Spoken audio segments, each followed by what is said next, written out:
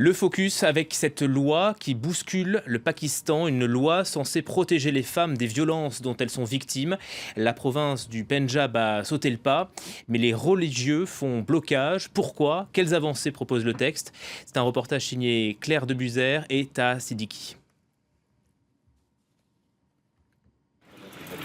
À Lahore, dans ce centre de protection des femmes, Sadia vient prendre conseil auprès d'une avocate.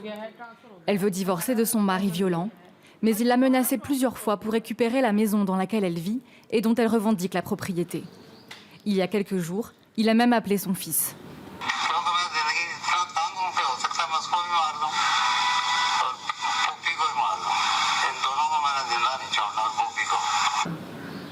Selon Sadia, la police a pris fait et cause pour son mari.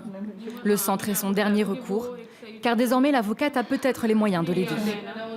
Vous avez sûrement entendu parler de cette nouvelle loi qui dit que même pendant le mariage, votre mari ne peut pas être violent avec vous.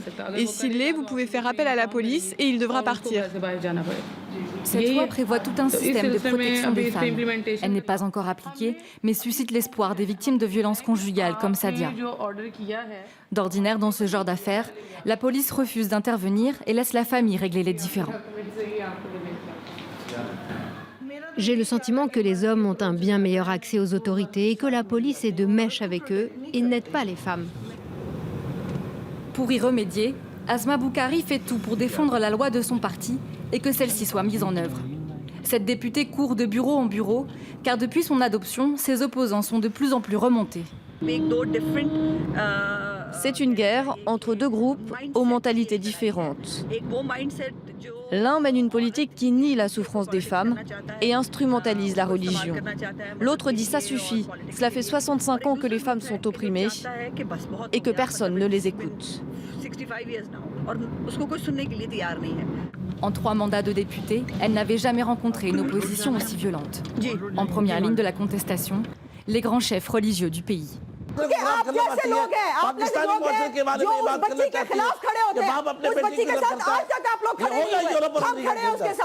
Dans cette émission diffusée sur une grande chaîne privée pakistanaise, la députée perd son sang-froid face au grand moufti de Karachi.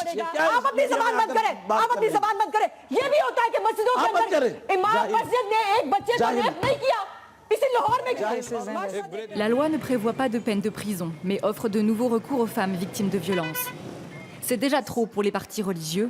Ils y voient une intrusion dans la vie privée des ménages. Souvent divisés, les groupes religieux sont cette fois-ci unis derrière une même cause.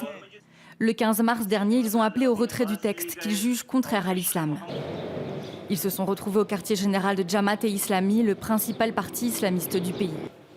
Selon l'un de ses responsables, cette loi met en danger le système familial pakistanais.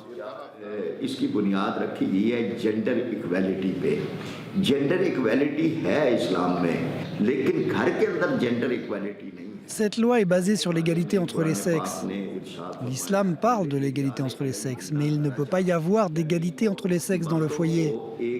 Le Coran dit que l'homme est un cran au-dessus de la femme à la maison. Il est le gardien de la maison. C'est lui qui doit prendre soin de la famille, donner un toit à sa femme.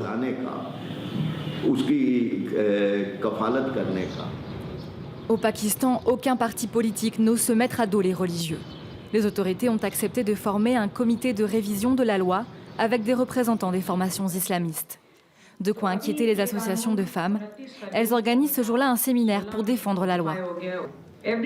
Tous les jours, au moins 8 femmes sont violées dans le Pendjab et 2 à 3 sont tuées.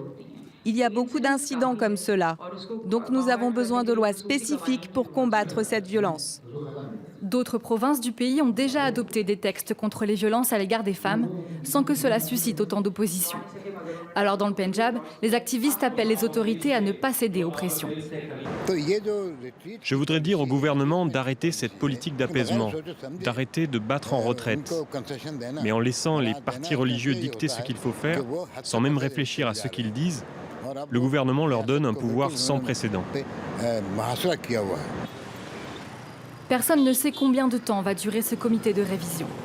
Mais déjà dans le sud du Pendjab, un premier centre de protection des femmes est en construction et devrait ouvrir ses portes le mois prochain. Notre invitée en plateau, Patricia Lalonde, bonjour, merci d'être avec nous. Vous êtes secrétaire générale de l'ONG MEWA, c'est une ONG qui se mobilise pour le droit des femmes, chercheur associé également à l'Institut Prospective et Sécurité en Europe. Est-ce qu'on peut parler, quand on voit ce reportage, c'est évident, mais d'une culture de la violence contre les femmes au Pakistan ? Ah oui, évidemment. Et il y a au Pakistan un dilemme terrible, une bagarre terrible entre le poids des traditions et le poids d'un extrémisme religieux qui se bagarre contre une certaine modernité. Et l'exemple de ce reportage en est flagrant, parce qu'il y a toute une partie du pays qui reste très moderne, qui veut le droit des femmes. Et j'en veux pour preuve le fait que le Pakistan a adopté la loi a signé la Convention des Nations Unies sur l'élimination de toute discrimination contre les femmes en 96, il y a déjà 20 ans. Elle a été ratifiée.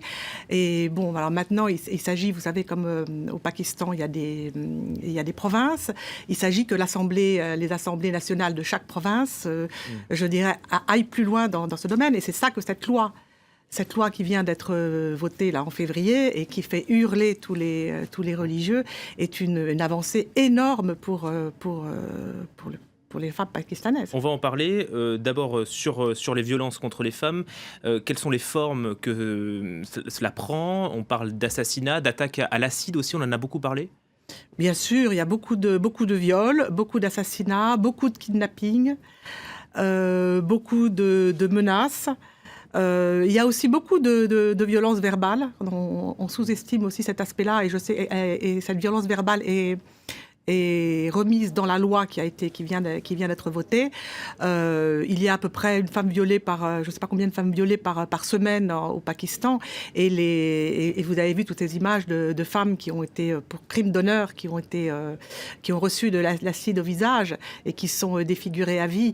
Enfin, je pense D'autant que les plaintes en plus ne sont pas enregistrées. Les plaintes ne sont pas enregistrées, qu'en cas de viol, il faut la loi demandait, maintenant avec cette nouvelle loi au Punjab, ça va être différent.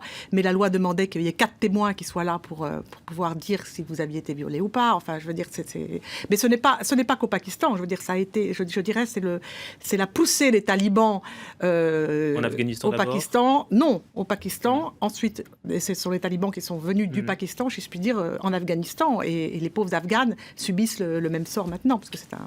Quelles sont les mesures qui sont prévues dans cette loi ? On souligne beaucoup la création de ces centres de protection des femmes. Ça, c'est une avancée énorme. Vous dites que c'est révolutionnaire ? Oui, c'est assez révolutionnaire. Je pense que l'Assemblée du Pendjab là, a vraiment marqué un point. Je crois qu'il y a une société civile très forte. Les femmes sont très, très volontaires. Regardez le cas de Malala. Regardez toute l'histoire qu'il y a eu autour de Asia Bibi, cette femme qui était condamnée à mort pour blasphème. Il y a eu le gouvernement du Pendjab, là aussi, a voulu essayer de passer outre la condamnation à mort. Le gouverneur a été assassiné, je crois que c'était en 2011.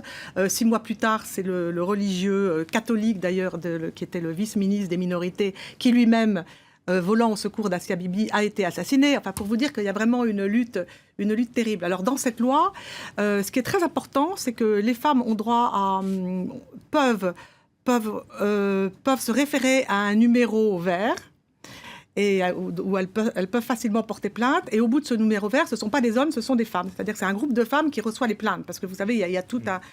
C'est quand même des sociétés très traditionnelles, et il y a aussi la honte. Beaucoup de femmes n'osent pas aller raconter ce qu'elles ont vécu.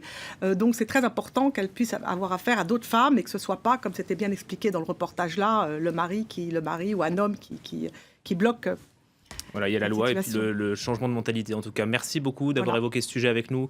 Patricia Lalonde, secrétaire générale de cette ONG MEWA, donc qui vient en aide à ces femmes. Merci beaucoup. Tout de suite, c'est le retour du journal sur France 24.